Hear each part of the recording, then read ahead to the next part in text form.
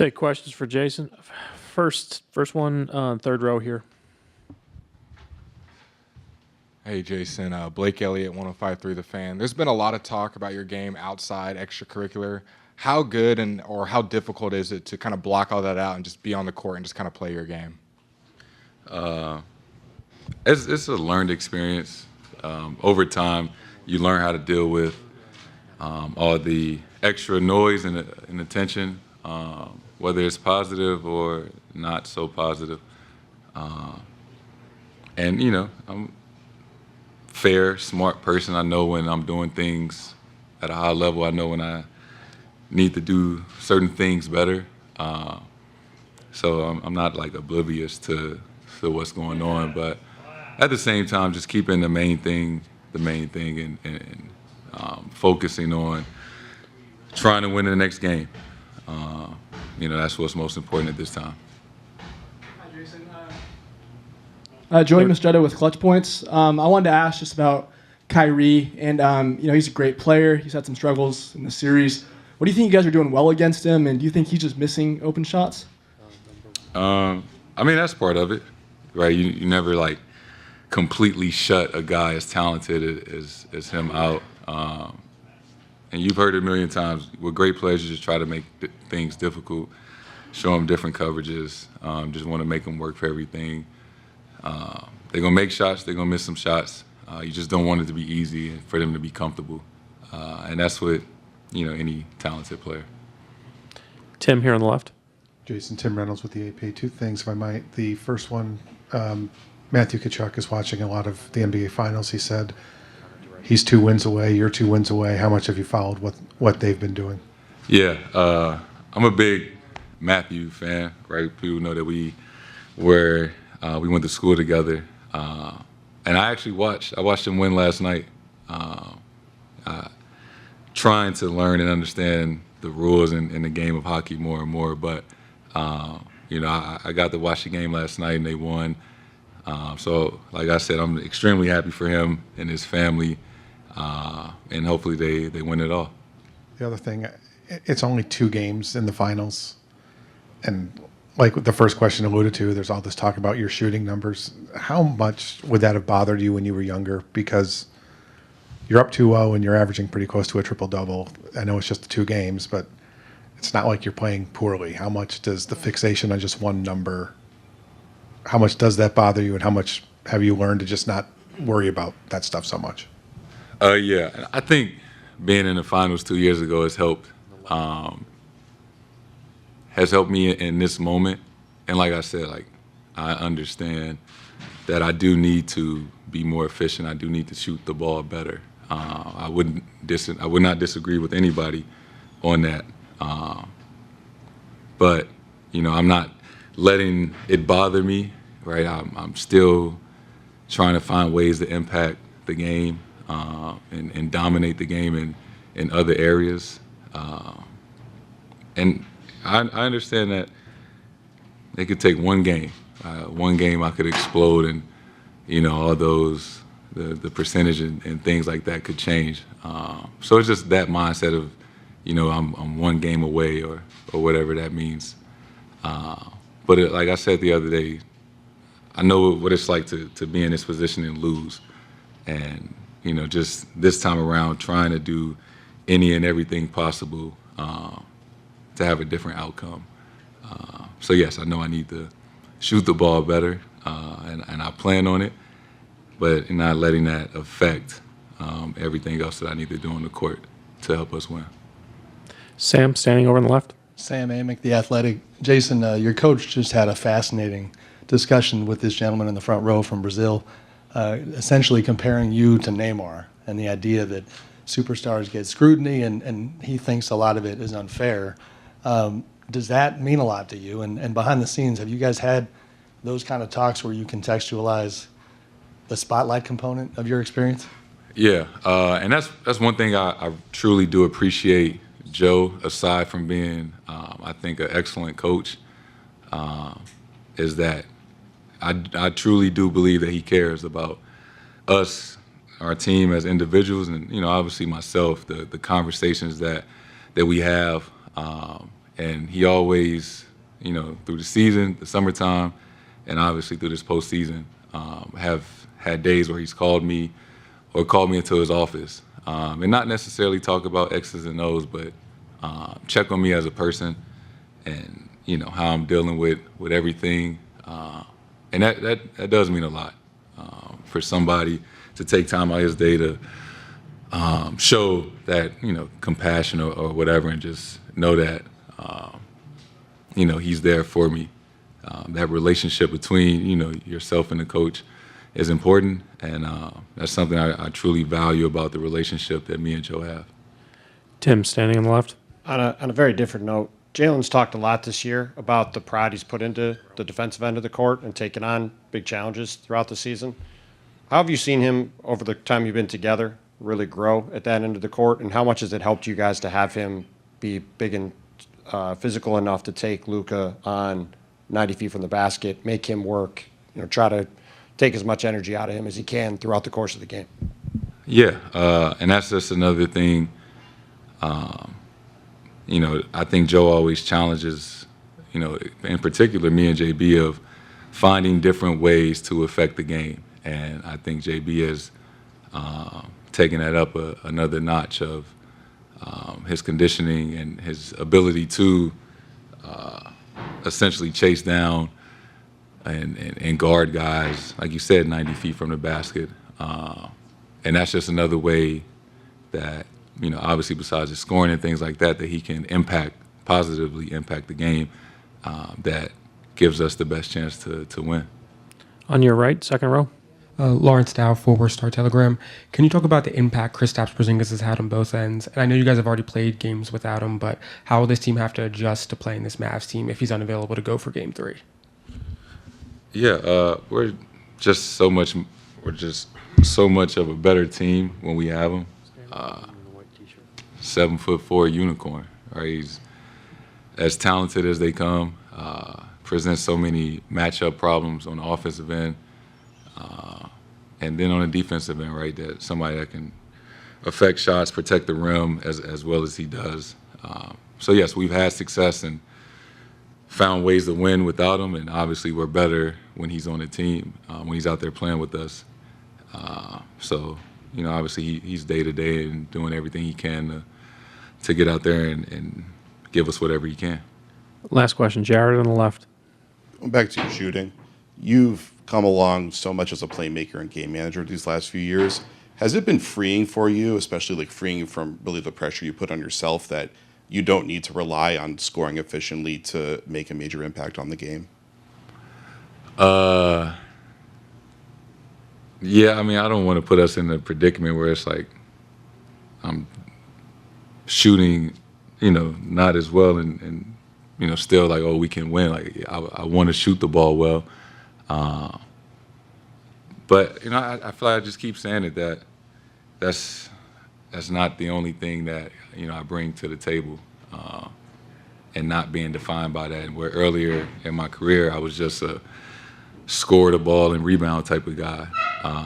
And, how much I've grown and developed and as a player and reading the game and understanding what the defense is trying to take away, what they're giving up. And there's such a long season that you're not going to make every shot. You're not going to shoot as well as you would like to. But, the guys that I've studied and the best of the best players have always just found a way. And, that's just all I've been trying to do, is just find a way to do whatever I can. Thank you, Jayson. So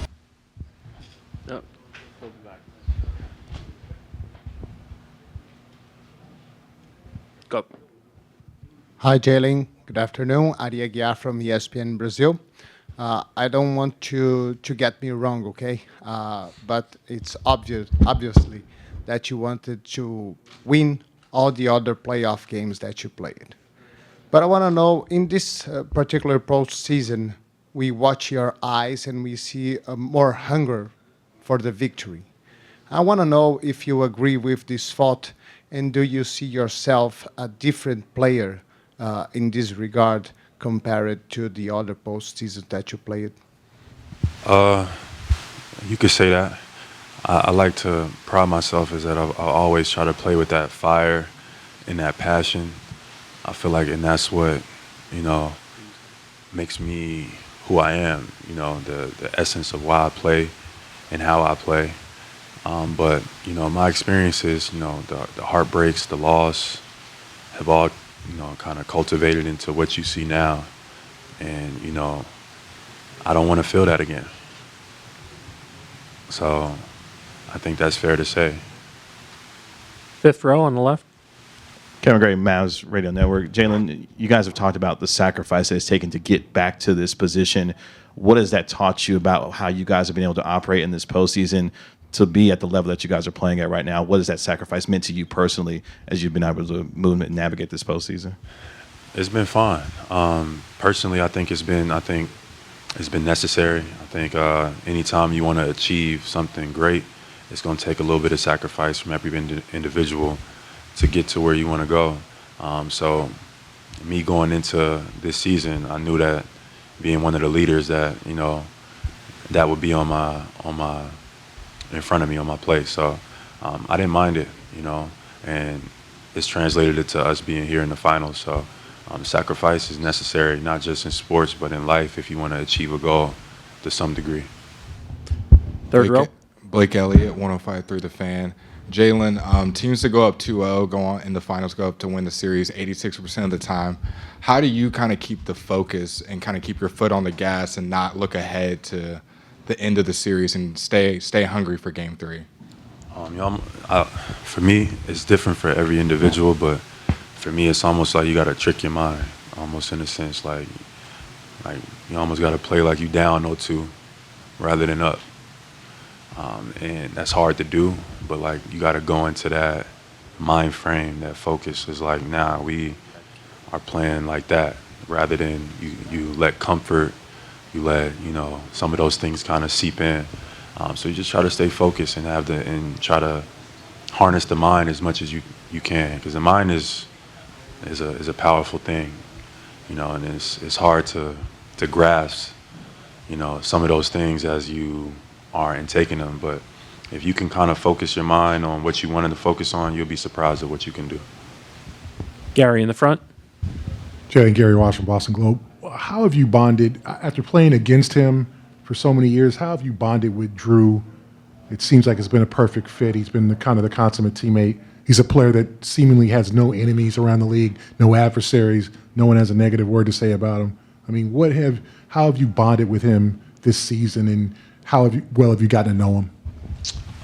Gotten to know Drew a lot. Drew isn't like I described it in the beginning of the season. He's like an assassin.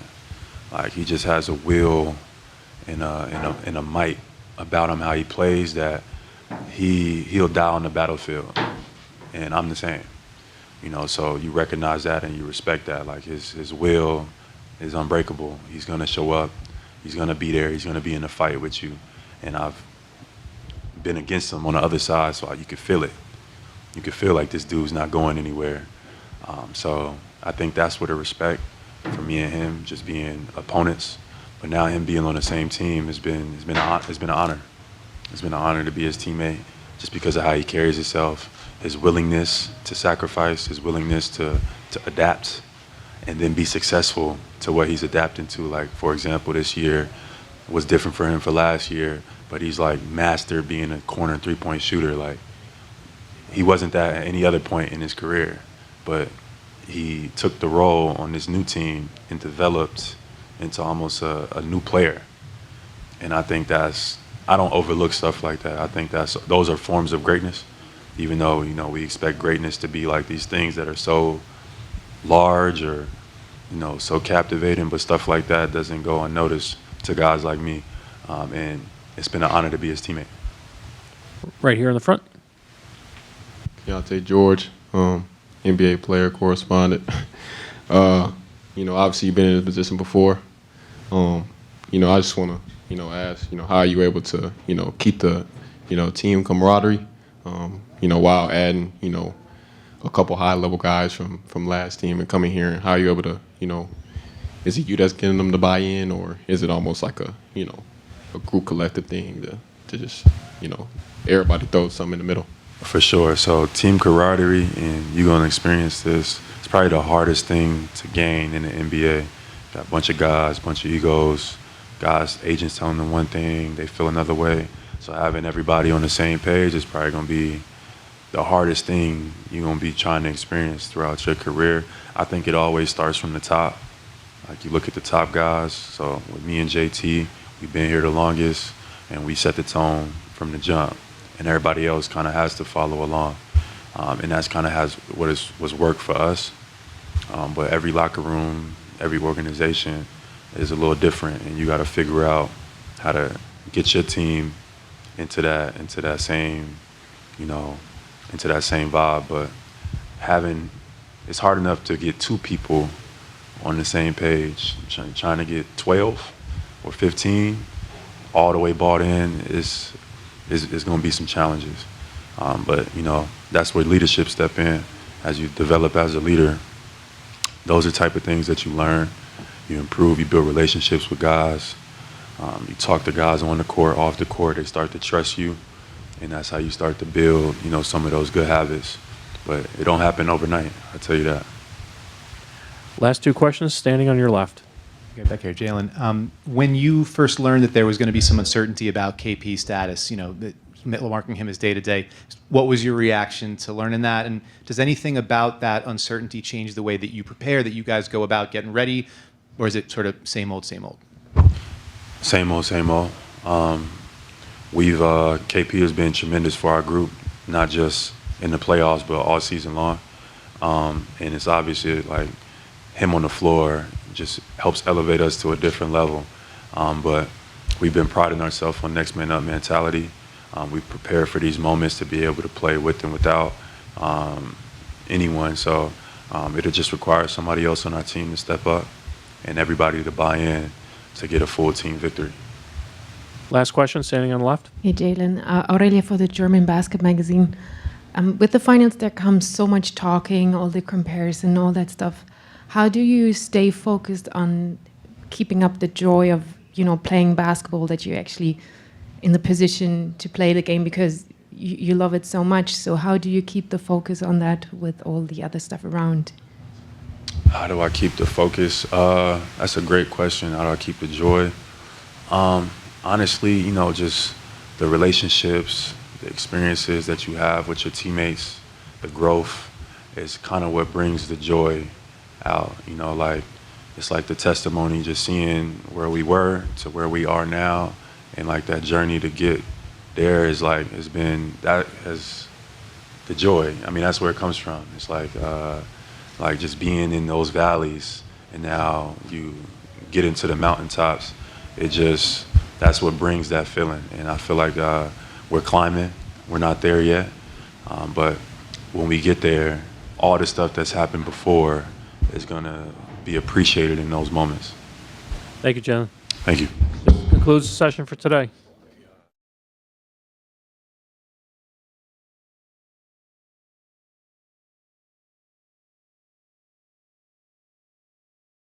First question on the front here on your left. Hi, Coach. Ari Aguiar from ESPN Brazil. I want to talk with you about Jayson Tatum. Jayson already scored 50 points in a playoff game, and he's capable of doing that at any time. In the first game, Porzingis said what he did only because of Jayson Tatum. Holiday said the same thing in game 2. My question is, do you think that we are watching the best version of Jayson Tatum in these finals? Yeah, I think it's pretty close. I think because of the type of player that he is, it's always going to look different because of his versatility. And you live in America or Brazil? I live in Brazil. Well, that's probably why you asked that question, and none of the American ones did, because they look at the lens differently of basketball. And so in America, nothing's ever good enough, and it's always about what can you do for me right now. And it's not always the case in this situation. So yes, I think we are, and I think he's only going to get better. And he makes greatness look easy because of his ability to impact the game in many different ways. And he's just going to continue to get better and better and better. And it's an honor to coach him. Standing on your right, Tim. A couple things, Joe. Did you like that one? I did like that one a lot. Yeah, I smiled. I look at the game, I think, in a decent way. Yeah. you guys just put out a very long release about Kristaps, who has this issue with his left leg. He also looked like he tweaked his right leg. I saw him walking in before. I know he's listed as day-to-day. Yeah. Sort of what is the procedure for the next 24 hours? He's just getting treatment, and you'll see where he's at as of tomorrow? Yeah, I mean, he's doing anything and everything he can to be ready for the game tomorrow. It's a serious injury, and at the end of the day, our team and the medical team is not going to put him in any bad situations. And so we've taken a decision to play out of his hands because the importance of him. And so he's going to do everything he can to play, and then we're going to leave it up to our medical team.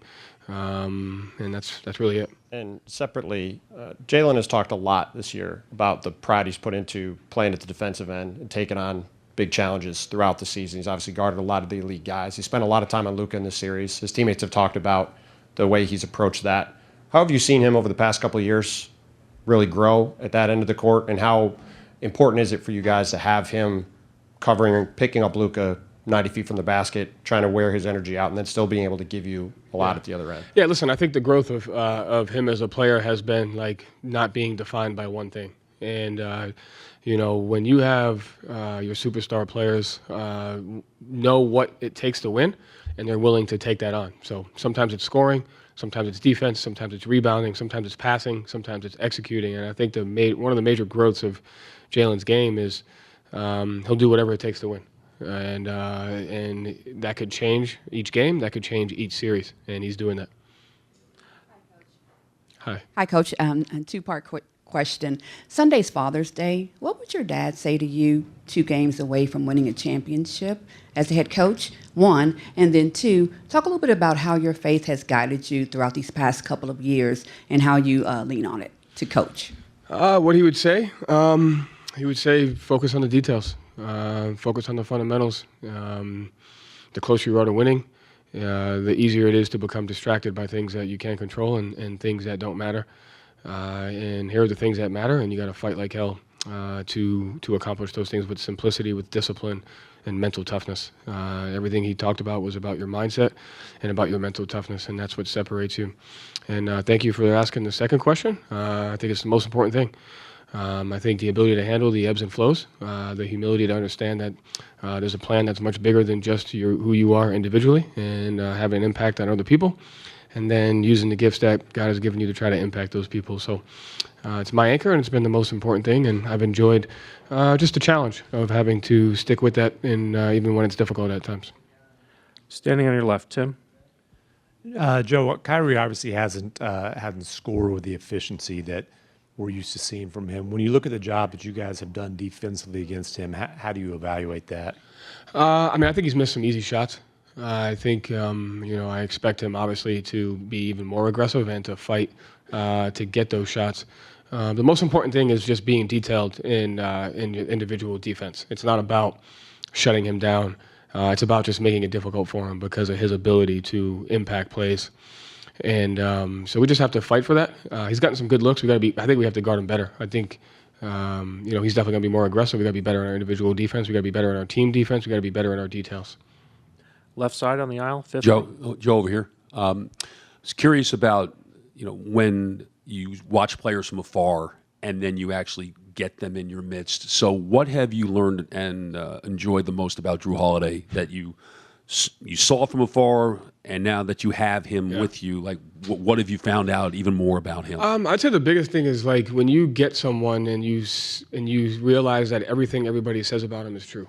That's probably one of the ultimate compliments that you can get is like your character is what it is. It's what you say that it is. It's what other people say that it is. It's people that have noticed things. So I'd say that like everything everyone said about him when we first got him, it's been even better. And just the type of person that he is, his humility, his competitive nature, the way he treats his family, the way he treats his teammates, how hard he plays, and just his willingness to do everything. Bobby on your right. Bobby Manning, CLNS Media. Joe, did you see what happened when Kristaps got hurt in that second half, and what was the kind of the communication like with him over the last day here? You said he wants to be out there, he wants to push the play, but it can be out of his hands. What's kind of that communication like with him over the last day here? Yeah, I didn't see it, and it is out of his hands. Yeah, it's his job to fight like hell to put himself in the best possible position to feel as good as he can, but we're not going to let him compromise himself. And so That's really been it. It's just to say, hey, like, we need you. Do everything you can, but at the end of the day, we got your back, and we're going to make sure we put you in the best position possible. How likely is it that he'll go tomorrow? I have no idea. Sirat on the left side, and then Gary, last two. Hey, Joe, Sirat Sohi from The Ringer. I've got two for you. The first is, I heard you talk about how you want guys taking certain shots so you guys have good spacing in transition on the other end, and the way you sort of see the game is sometimes being like soccer. I know Tatum sometimes gets criticized for taking, pull-up threes above the break. There was one where it turned into a Drew Holiday rebound. I think it was in the third quarter. Is that sort of an example of what you're looking for in those positions where it's just like take the good shot, don't risk it? And if so, is that like where did that way of seeing the game come from? Yeah, criticism's the ultimate beauty, and it's just a sign of ultimate respect, and it's just a beautiful thing. So I really love the way Jayson's handled that, and it's just a testament to who he is. And shot selection's all about timing. It just depends on the time and score, depends on the spacing, depends on the type of shot the type of play we ran to get the shot that we want. So nobody knows what's a good shot and what's not, except the people in our locker room, because those are the ones that we talk about every single day, and we know how important shot selection is. And I think the greatest strength of our team is they fight to take the right shot every single time down the floor, and they know what a right shot is, and they know the importance of how the shot will impact your defense and will impact your offense. And so on that particular shot, that was a good shot because we were in offensive rebounding position. The floor was balanced. We had the matchup that we wanted, and it allowed us to do both, to offensive rebound and to get back in transition. Mm-hmm. And I think you just try to learn. You try to look at different lenses. I think everybody tries to look at the game the same way. So the more you can look at it from a completely different spectrum, it allows you to build connections. It allows you to really focus on the things where games are really won and lost, and not on the stuff that's easy to notice. I think everyone notices the easy things. It's can you fight to notice the things that other people aren't, because that's where winning and losing is in that space. And the other thing is Sam Hauser said that he noticed that you kind of like you've cited, I think, killer whales and how they handle their prey. And you've also said that orcas are your favorite animal. I'm wondering if you could elaborate on how that. You just try to use different things to keep the guys engaged. It's a long year. If you keep talking to them about game plans, it can get stagnant. And so you just try to build connections. You just figure out what's one thing that can just grab the guy's attention for an extra 10 seconds. Something outside of basketball that you think can just hammer home a point. And at the end of the day, that's the most important thing, is just making sure you get through to your guys so they listen. Gary, last question in the middle. Joe, Gary Walsh, Boston Globe. What kind of bond have you established with Drew? You guys are more like peers, close to the same age, and the sharing of faith. What have you learned from him this year, and what did you not? You had any relationship with all before he got here, and what have you how have you bonded with him? Yeah, I try to be like peers with all of our guys, just because the age gap is relatively there, so I try to have a peer-like relationship with all of them, and then with each guy it's different because you can break down different barriers. Who's married, who has kids, whose faith is important. Sometimes it's not for people, so you connect differently. I've always had an interesting relationship with Drew because we share the same app, Hallow app, and before I met him, he was actually on there, and so I would listen to his prayers. I would listen to I got to know his heart, and then I coached him in the All-Star game, and so I always had this spiritual connection that we would end up in the same area at some point. So I kind of felt like I knew him before I knew him, just because of the way he prays and how he I knew his heart. So and then our relationship now is sometimes we talk to each other, sometimes we don't, sometimes we just give a head nod, sometimes I see his wife, I give him a hug, he sees my wife, give him a hug, and that's it. Thank you, Coach. Hey, I got a question. Who do you think had the hardest adjustment to the media and the criticism? Because the lens with which Brazilian soccer players are looked at is very similar to how American athletes are looked at by their media, right? And you look at where Neymar has been over his time and taking on the number 10 and the number 9. Who do you think has dealt with the most, and how do you think that they've handled it? Because I feel like playing for the Celtics and representing the country of Brazil for its national soccer team, and then now you see Enric coming up, and he's going to face that soon. So how do you think that's handled in your country? You're talking about football, okay? I just want to see if I got you right. I think Neymar has handled the most pressure lately, but because we we had a lack of idols most recently. If we were back in 2002, we had Ronaldo, we had Ronaldinho, we had Rivaldo, we had a great national team. And this talent has went down for the years, and Neymar has surged like a huge talent. Yes. And we put a lot of expectations in him that he can deliver to us another World Cup. Yeah. So I don't think it's pretty fair to him what we did. I agree. I would say the same thing for Tatum. Yeah. It's like, also, like, he's probably the first number 10 to take on the weight of Brazil since the social media era. Like, right? Like, that was like who before Neymar was involved in that social media area. And it's like, he's so good, everything you do can be taken for granted. Like, when he won the gold medal by making the game-winning penalty kick, you would have thought that would have solidified it, but it hasn't, right? So, like, I think that's you ask an interesting question, because I think the guys that we're around share in that same burden of having to handle, the responsibility that they have to move it forward for what they do, and it's an ultimate gift. But I agree that it's probably Neymar, right? Yeah. Most recently, yes. Yeah. And I have a particular opinion about, but I have to see the general thing about it, about Neymar. Yeah. Because I don't agree of a lot of his actions outside the field. I don't know him. All I know is the soccer player. Yeah. So if we just focus in the soccer player, and I don't think that's fair. Don't get me into the coaches. I mean, don't get me into the football coaches, right? I mean, that's like an impossible job. It's a lot of pressure. Yeah. It's a huge country. We love football. We love soccer, and it's our sport. We were always good at. So it's a lot of pressure. Yeah. And most recently, the results were so badly that the pressure is just rising. Yeah, you got to study. I mean, I study that a lot because I think we're in a similar environment here as to how to handle all of that, The Boston Celtics probably is just for the basketball it's just that great as a Brazil as a national soccer team. So it's pretty much the same. Yeah. And I know you love soccer. Yes. And I know you like Guardiola. Yeah. And I know you stole some things from his thoughts. Yeah, none of us are that good. We steal from everybody. Thank you, Coach.